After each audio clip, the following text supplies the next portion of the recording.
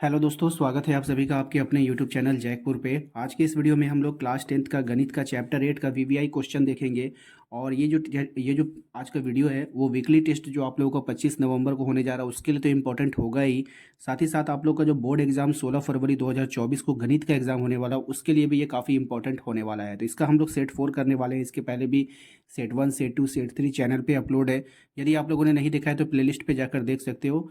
Playlist का link आपको description में मिल जाएगा या नहीं तो वीडियो के लास्ट में भी आपको दिखाई देगा। तो वीडियो काफ़ी इंपॉर्टेंट होने वाला है, शुरू से लेकर अंत तक बने रहना है। और यदि आप हमारे चैनल पे पहली बार आए हो तो प्लीज़ चैनल को सब्सक्राइब करके बेल आइकन को दबा लीजिए ताकि आने वाली वीडियो का नोटिफिकेशन आपके मोबाइल पर चला जाए। तो चलिए शुरू करते हैं। ठीक है, सवाल को देखिए, सवाल कितना इंपॉर्टेंट है। सवाल पढ़ते ही आपको समझ में आ जाएगा। ठीक है, बिल्कुल अच्छे से समझेंगे। और ये सवाल जो है कई बार एग्ज़ाम में पूछा जा चुका है, तो हो सकता है आने वाले एग्ज़ाम में भी आपका ये सवाल दिखे। सवाल में कह रहा है कि ए बी और सी त्रिभुज ए बी सी के अंतःकोण है, तो दिखाइए कि sine B plus C by two बराबर होगा कॉस ए बाई टू के। ठीक है, तो कैसे बनाते हैं इसको, ध्यान से देखिए। तो बात कर रहा है त्रिभुज ए बी सी की। किसकी बात कर रहा है? त्रिभुज ए बी सी की। तो यहाँ पे हम लिखेंगे चूँकि त्रिभुज ए बी सी में, ठीक है, किस में हम लोग काम करेंगे? त्रिभुज ए बी सी में।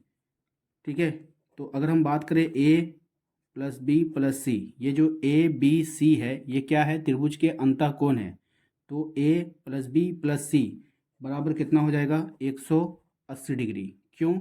क्योंकि आप लोग को पता है कि जो कोई भी त्रिभुज होता है, ठीक है, और उसके जो अंतःकोण होते हैं उस तीनों कोणों का योग कितना होता है बाबू? A B C. मान लो अगर ये ए है, ये बी है और ये सी है, तो तीनों का योग कितना होना चाहिए? 180 डिग्री होना चाहिए। कितना होना चाहिए? 180 डिग्री होना चाहिए। ठीक है, अब देखिए हम क्या करेंगे। दोनों तरफ 2 से भाग करने पर अब देखिए क्या हो जाएगा? A plus B plus C by two, और इधर 180 है तो इसको भी बाई टू करना होगा, क्योंकि हम लोग दोनों तरफ 2 से भाग देंगे।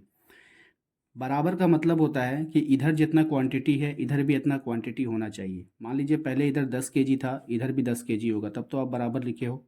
ठीक है, तो मान लीजिए इसको हमने 2 से भाग दे के 5 केजी बना दिया, तो इसको भी 2 से भाग दे के 5 केजी बना दिया, तो अभी भी तो बैलेंस है, अभी भी हम ये लिख सकते हैं। ऐसा नहीं कि नहीं लिख सकते हैं।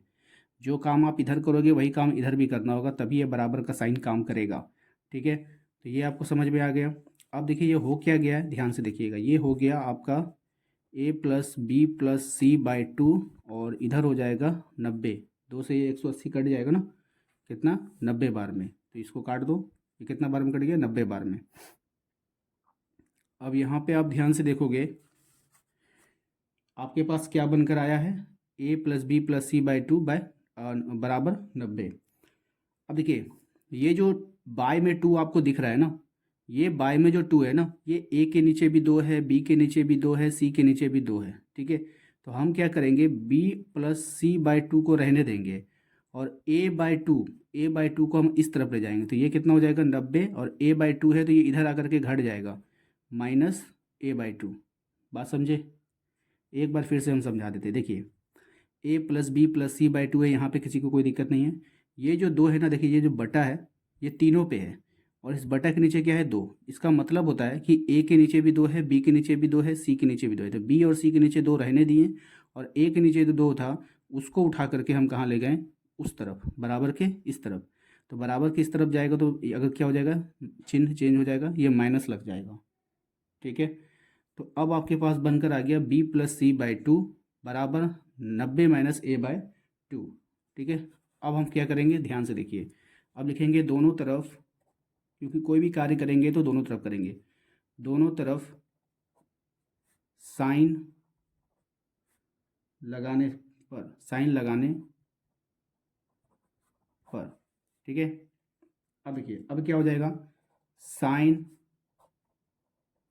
B plus C by two बराबर यहाँ पे हो जाएगा sine 90 minus A by two.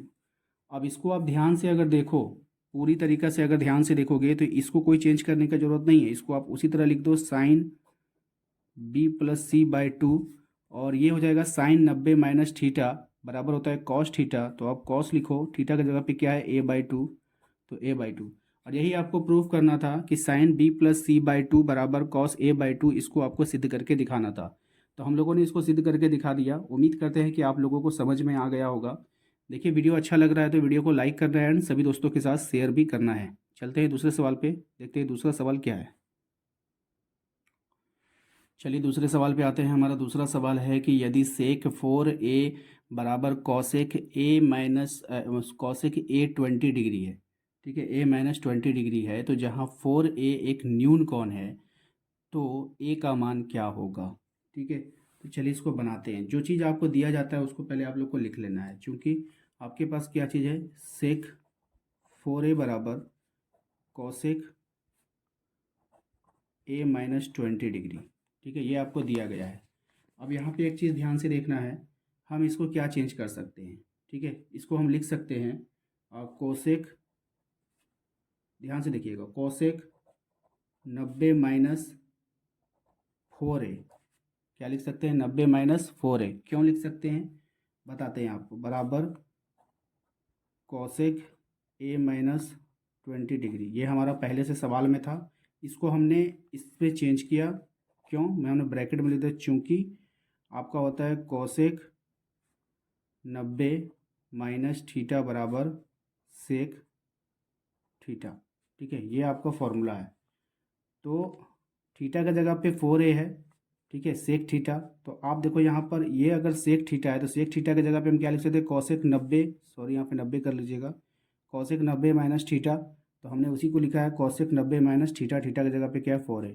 बराबर का मतलब होता है इसके बदले आप ये लिख लो, इसके बदले आप ये लिख लो। ठीक है, ये बराबर का मतलब होता है।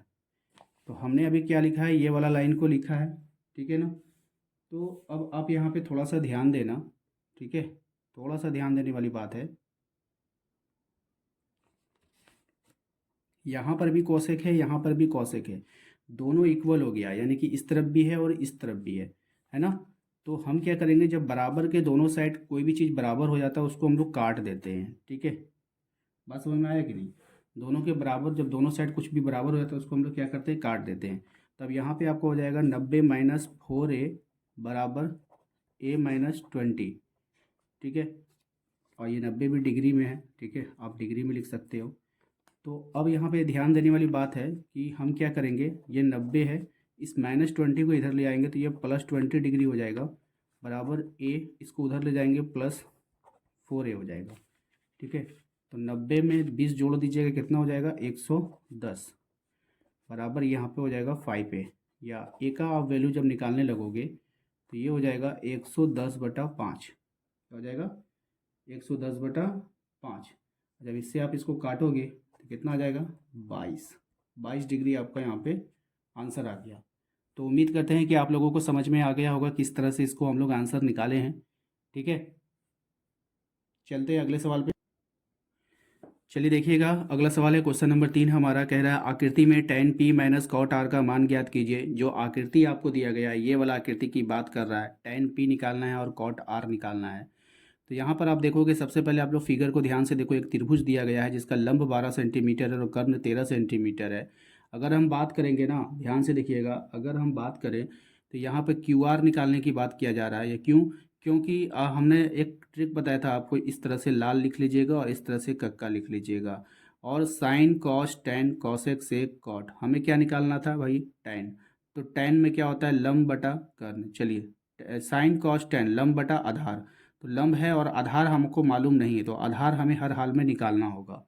ठीक है, तो हम लोग क्या करते हैं, डायरेक्ट फार्मूला निकाल लगाते हैं। फार्मूला क्या होता है, ध्यान से देखिएगा, क्योंकि एक फार्मूला होता है कर्ण का स्क्वायर, यानी कि PR²।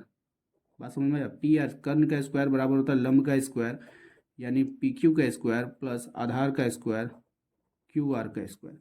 अगर आपको QR का वैल्यू निकालना होगा ना, तो इस PQ को इस तरफ भेजना होगा। ठीक है, तो मान लो कि हमें QR का वैल्यू निकालना है, तो ये PQ जा करके PR में घट जाएगा, तो PR² माइनस क्या हो जाएगा, PQ²। ठीक है, बात समझ में आया।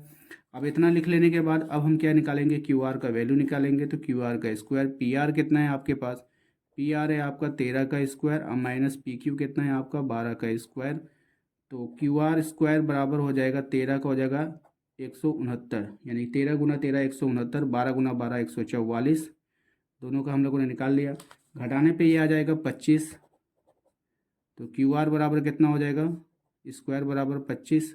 तो हमें तो क्यू आर नहीं निकालना है, हमें क्यू आर स्क्वायर नहीं बल्कि क्यू आर निकालना है। तो स्क्वायर हटाएंगे तो ये रूट चढ़ जाएगा, ठीक है। और इस रूट का मतलब होता है 5 गुना 5, 25 को तोड़ के लिखिए और 2 पर 1 बाहर कर दीजिए, यानी कि आपको 5 निकल कर आ गया क्या, क्यू आर। अब आपके पास सभी भुजाएं ज्ञात है। आपको क्या बोला, tan p minus cot R निकालिए। चलिए अब आप लोगों को बता दें, यहाँ पे हम लोगों ने वहाँ तक वैल्यू निकाल लिया है, ठीक है। आपको क्यू आर का वैल्यू निकल गया है, क्यू आर का वैल्यू कितना निकला है, 5 निकला है, ठीक है। अब देखिए यहाँ पर थोड़ा सा समझना होगा। आपको बोला है tan p, जब कभी भी आपको tan p बोले, यहाँ पे p बोले, q बोले, r बोले, तो आपको उस जगह पे जाके खड़े हो जाना है, ठीक है, यहाँ पे खड़े हो जाना है। तो tan p बोला तो tan p पे खड़े हो जाएंगे। और दूसरी बात है कि आप लोग को ये वाला फॉर्मूला तो याद होगा, लाल कक्का वाला। तो साइन कॉस टेन, टेन में क्या चाहिए, लंब और आधार चाहिए। तो यहाँ पर जब खड़े हो गए तो इसके ठीक सामने वाला क्या हो जाएगा, लंब हो जाएगा, ठीक है। तो इसका लंब क्या हो गया, क्यू आर, और इसका आधार कौन होगा, पी क्यू, ठीक है। क्योंकि सबसे बड़ी भुजा क्या है, कर्ण है। जब ये लंब हुआ तो ये आधार होगा ना, ऑटोमेटिक है। अब आइए माइनस कॉट आर बोला तो आर पे आपको खड़ा होना है। आर पे खड़े हो जाओगे तो जहाँ पे आप खड़े हो तो आप बेस पे खड़े हो, तो ये आपका आधार हो जाएगा, ठीक है। और ये कर्ण है तो लंब कौन होगा, ये होगा। तो आप देखिए sine cos tan cosec sec cot, cot में क्या होता है, आधार बटा लंब। तो आधार कितना है, क्यू आर, आधार कितना है, क्यू आर, और लंब कितना है आपका, पी क्यू, ठीक है। तो दोनों का वैल्यू आप पुटअप कर दो। क्यू आर का वैल्यू कितना है, 5, पी क्यू का वैल्यू कितना है, 12, माइनस फिर देखिए यहाँ पे क्यू आर का वैल्यू कितना है, 5, और पी क्यू का वैल्यू कितना है, 12। तो दोनों तो सेम सेम हो गया ना, तो दोनों सेम सेम हो गया, इसलिए इसका डायरेक्ट आप 0 लिख सकते हो।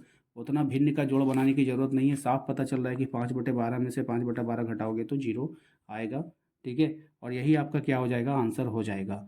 तो उम्मीद करते हैं कि आप लोगों को आज का ये वीडियो पसंद आया होगा। वीडियो पसंद आया तो वीडियो को लाइक कीजिए, और इसके पहले के पार्ट देखने के लिए आपको जो फोल्डर शो हो रहा है उस पर क्लिक करके आप उसको देख सकते हो। मिलते हैं हम लोग अपने अगले वीडियो में। Thank you.